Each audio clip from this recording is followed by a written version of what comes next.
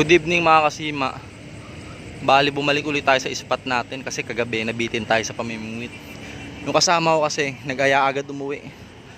Kaya andito ulit tayo. Kaso ang problema, bumaba na yung tubig.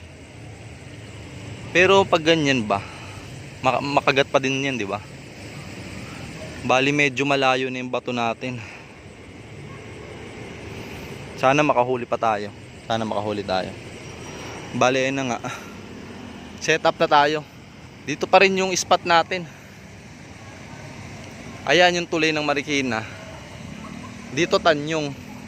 Kasi dito lang yung pinakamalapit na spot ko eh. Kasi dyan taga Tanyong lang ako. Bababa na ako dito. Dito na agad. Kaya madalas ako dito nakakapamingwit. Hindi katulad pagdadayo ka pa dun sa mga Angono, Binangonan. Eh pagdayo mo naman dun minsan walang kagat ng tilapia. Di pa kasi tag-ulan talaga. Kaya dito muna tayo. Bali yung target nating isda, hito. Ayun nga, set up na tayo guys, mga kasima. Ayun nga mga kasima, na set up na natin lahat. Bali 7 yan. Ayan. 1, 2, 3, 4, 5, 6, 6. Tapos doon 7 dulo. Bali mga kasima, waiting na lang tayo ng kagat. Himala ngayon, walang lamok. Wala ngayong lamok kasi mahangin. Pag kinagat na tayo ng lamok, mag-aano na tayo, mag-offlotion na tayo. Bali mga 2 oras lang tayo. Bali tinimeran ko na to, mga 40 minutes lang. Tapos pag 40 minutes, aangat ko na, papalitan ko ng pain. Kasi napansin ko pag 1 oras, pag angat ko wala ng pain. Bali mga 40 minutes tinimeran natin kada isa. Kaso nga lang, ang ano dito mga kasima, bumabaw na yung tubig.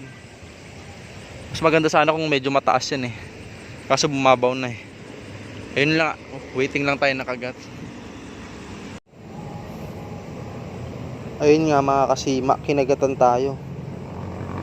Kaso di natin nahuli. Ganun pala yun, no?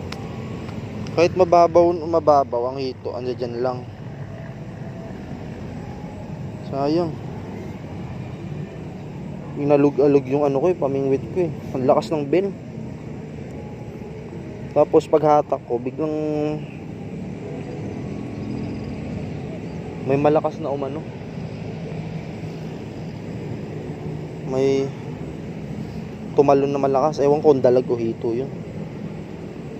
Lakas talaga. Pain tayo.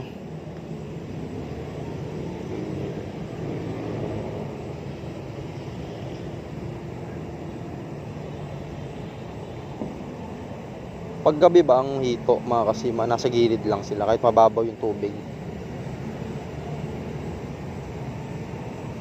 Dapat ayun yung malaman ko para yung behavior nila alam ko, di ba? Bato natin to.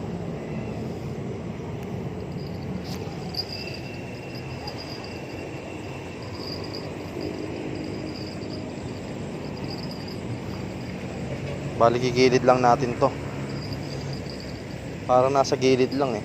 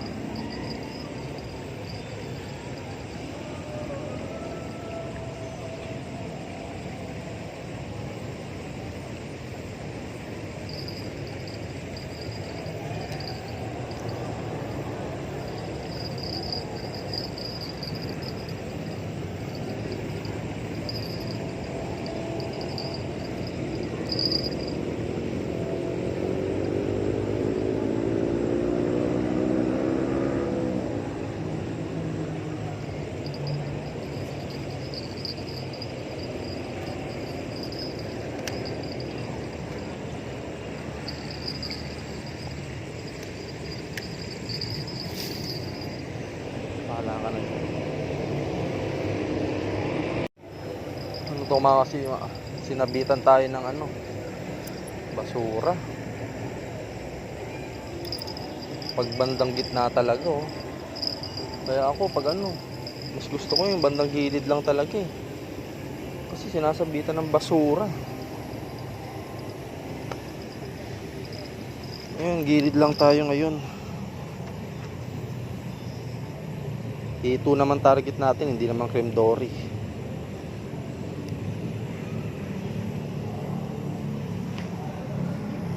Sana bago tayo umuwi makadali tayo kahit isa lang, para may kasama na hito nating isa ron. Para pag niluto, medyo madami. Hindi naman tayo sumasagad talaga ng bingwit ng iba hanggang madaling araw.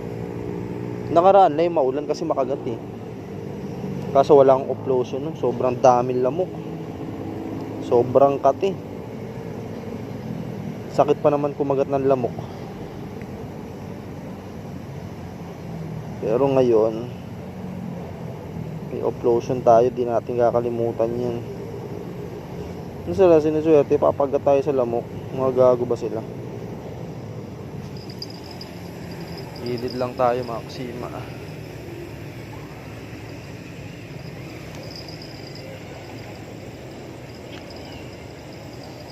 Andyan lang yun eh. Basta yung so hindi lang maagos. Ganyan lang mga kusima. Yan. Hindi na yan. Yung hindi lang aagusin. Tingnan nyo to. Ang hito naman, hindi naman yan pala gitna eh, lalo na paggabi. Obserbasyon ko lang. Kasi, based sa experience ko, dumi oh. Nabitan ng makapal na bulbul mga kasima. Kasi dati nang hito na ako eh, bata pa ako dito. Kabady ko dito yung kuya ko, Kuya Jin. Si Ginit, si Tisoy.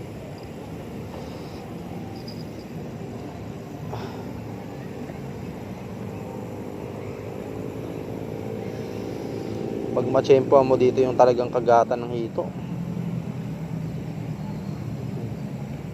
Medyo tumaas yung tubig.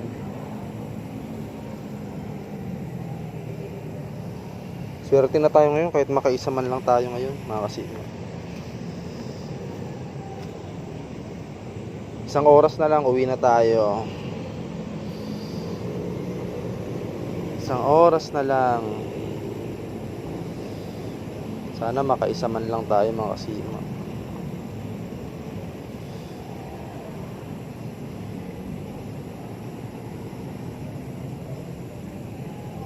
Dito muna tayo magko-content na.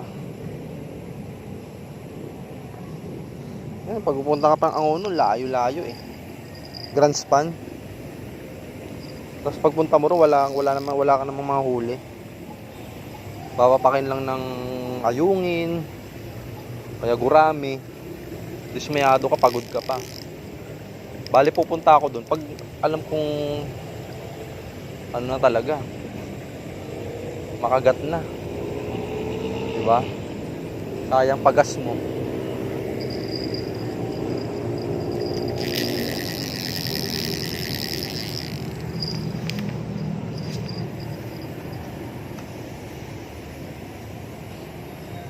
Pain.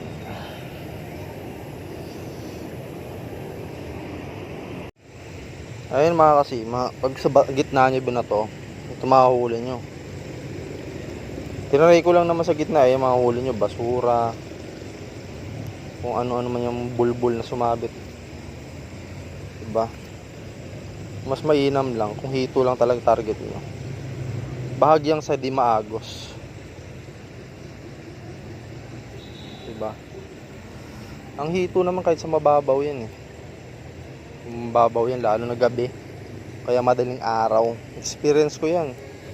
Nakakasabay ko pa dito si dati si President Bobby. Press Bobby. Nakakasabay ko yan dito madaling araw.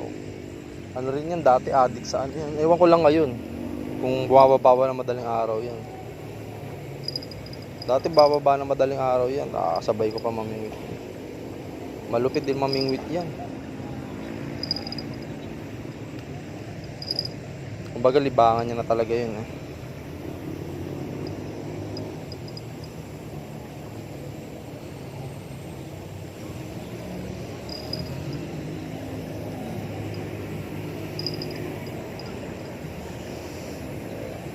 Pain tayo. Pain tayo ng malupit. Pula. Yan lang sapat na yun sa hito, pula. Mas maganda ang kulot eh. Makakuha kayo ng bulating kulot. Ayun ang mas makagat, dalag hito. Tsaka makunat pa yun. Mas gusto ko yun kasi mas makagat talaga yun. Tsaka ano, hindi basta-basta natanggal yun. Kahit ibabad mo pa sa ilang oras yun.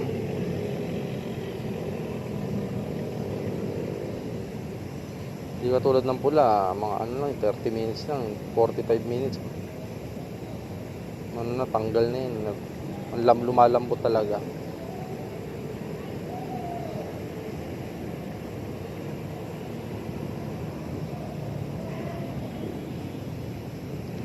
Ayun nga, pag wala pa rin tayo ng huli sa pag ano natin, timer natin, batsi na tayo. Tapos wait muna natin yung mag-uulan-ulan uli. Bumaba yung tubig eh. Ayun kasi makagat eh, mga kasima. Medyo uulan-ulan. Ayun talaga. So medyo tumaas yung tubig.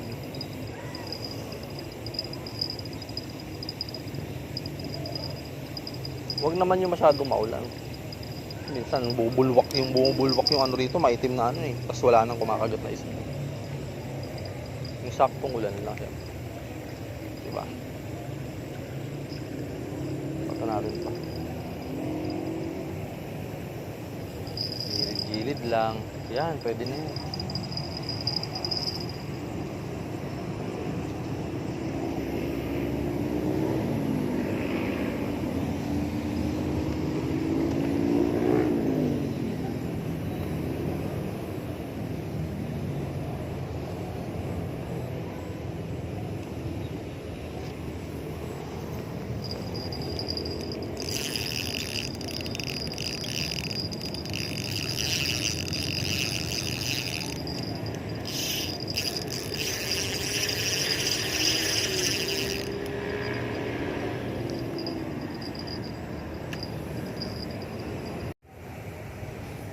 Ayun nga mga kasima, na-set up na natin lahat. Timeran ulit natin na 1 oras. Gilid ng to, ginilid ko lang lahat. Timeran natin ng 1 oras. Pag wala pa rin kumagat, ligpit na tayo. Dahil tansya ko, ito lang siguro. Kaya walang kumakagat, siguro mababaw na dito. Kasi yung tubig niyan, ayun mga kasima, kita niyo ba? Yan, putik. Medyo mataas eh, nakaraan eh. Yung marami mga nahuhuli talaga ako dito. Pero ngayon bumaba. Siguro nasa part sira na ano, malalim.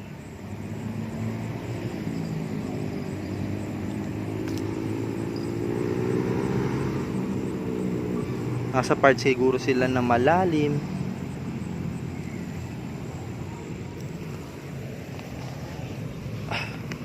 Kaya hindi sila kumakagat.